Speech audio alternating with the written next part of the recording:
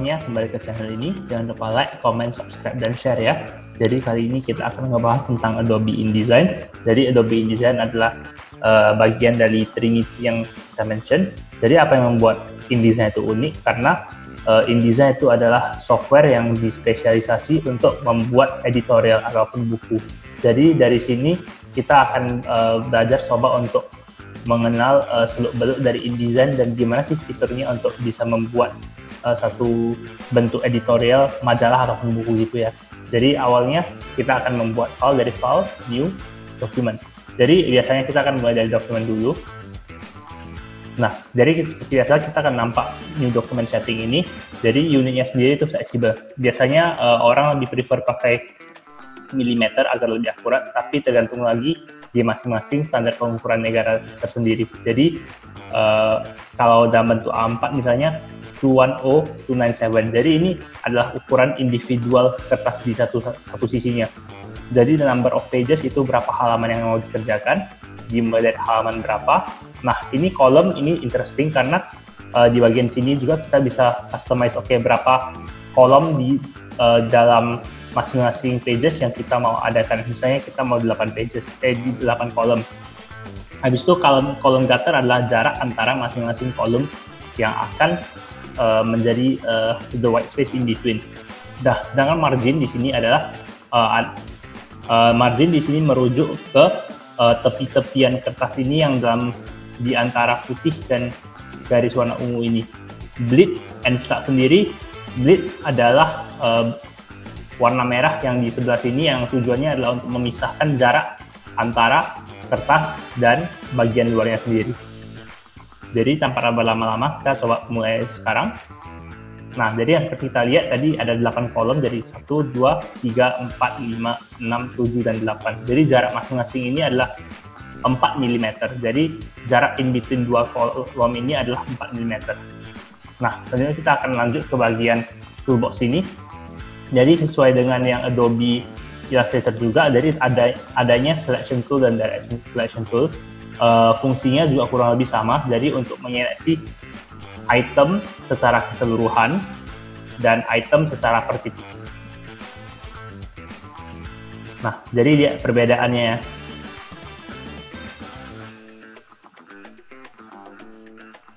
Nah, selanjutnya kalau untuk dokumen ini adalah untuk mengatur dokumen dan dokumennya sendiri, kemudian text box sendiri itu untuk memasukkan teks ke dalam box ini juga. Jadi text box ini juga fleksibel, bisa kita untuk membuat boundary box-nya langsung, atau kita mau langsung bikin dari awal gitu. Atau seperti yang tadi di demonstrasi juga kita bisa dari box-nya sendiri. Line tool juga bisa bekerja seperti biasa, jadi untuk menarik, tahan, dan kemudian lepas. Nah, jadi kita akan notice ada dua yang berbeda, satu yang rectangle frame tool dan satu rectangle tool. Apa beda fungsinya? Kalau rectangle tool itu adalah untuk memasukkan shape dari bentuk persegi panjang yang kemudian bisa dimasukkan color dan kemudian efek-efek lainnya. Sedangkan kalau dengan adanya rectangle frame tool ini, tujuannya adalah untuk menempatkan image ke dalamnya. Jadi contohnya kalau kita melakukan file, placement,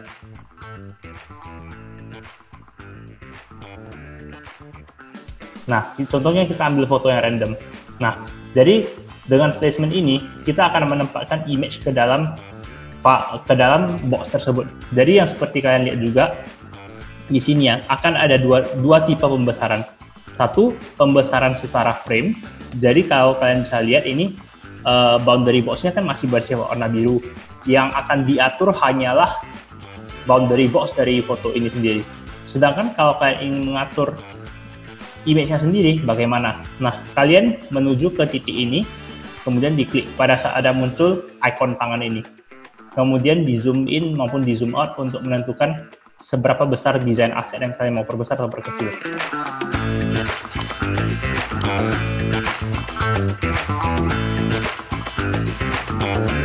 Gradient tool juga kurang lebih sama seperti yang di Adobe Illustrator, jadi dari window dan kemudian masuk ke gradient. Jadi tujuannya adalah untuk memasukkan warna gradient sendiri.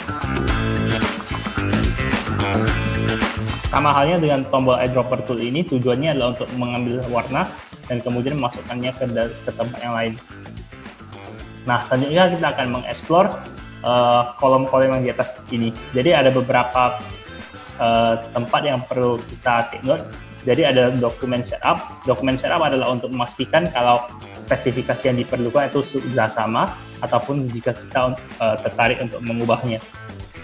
Jadi dengan ukuran bleed, slug, margin, width, sama height-nya sendiri.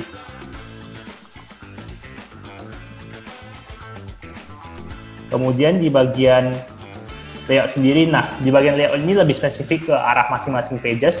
Jadi sebelum itu aku akan coba buka halaman ini yang ini.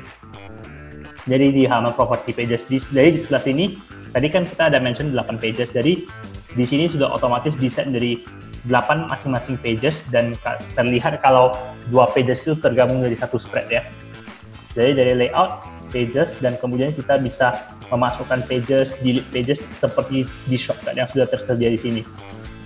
Nah, in terms of margin dan kolom, tadi masih ingat kan kalau kita adjust kolom itu berdasarkan angka 8. Jadi kalau kita mau ganti kolomnya jadi angka 6, nah yang akan muncul adalah kolomnya sendiri akan menjadi 6.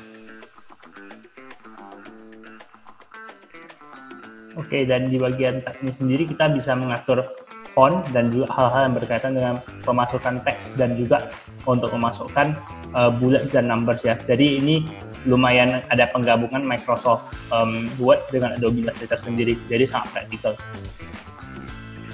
Nah, kalau untuk Pathfinder sendiri, kita bisa langsung cari di area-area sini. Bentar ya. Ya, jadi contohnya kita menggunakan 2 sheet bersamaan. Di bagian objek, Pathfinder, kita bisa add, subtract, interesting, exclude, dan minus back. Jadi sebenarnya kurang lebih sama dengan fitur yang di Adobe Illustrator juga. Nah, di sini kita juga bisa create table. Jadi nggak usah proses yang terlalu manual. Jadi ini langsung udah otomatis di-generate ya. Nah, jadi seperti yang kalian lihat, table-nya sendiri sudah di-generate dan bisa langsung dimasukkan informasinya.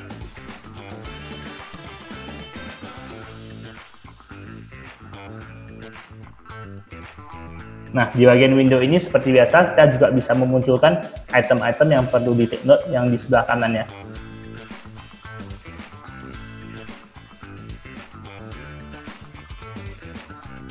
Ya, jadi keunggulan dari Adobe InDesign ini adalah jika kalian ingin membuat satu desain aset ya, maka desain aset ini sendiri juga bisa pada saat diekspor dari PDF itu akan mempunyai fungsi interaktif. Jadi pada saat kita masuk ke halaman selanjutnya, maka halaman ini juga akan muncul dalam bentuk animasi sendiri. Jadi jauh lebih interaktif dan lebih dinamis ya. Last but not least, kita akan ngebahas topik yang di bagian data merge ini. Jadi keunggulan dari Adobe InDesign lagi yang tak kalah pentingnya adalah jika kita mendesain invitation dan nama-nama masing-masingnya, kita bisa menggunakan fitur data merge ini untuk mengumpulkan data dan kemudian di-customize sesuai dengan informasi masing-masing. Jadi kalian hanya perlu prepare file Excel, kemudian dimasukkan ke dalam data merge ini, dan ya jadi deh itu informasinya sudah akan masuk ke dalam. Jadi sebenarnya banyak sekali keunggulan dari Adobe InDesign dalam industri publishing. Tapi kita tidak akan menuju ke bagian yang terlalu deep-nya dulu.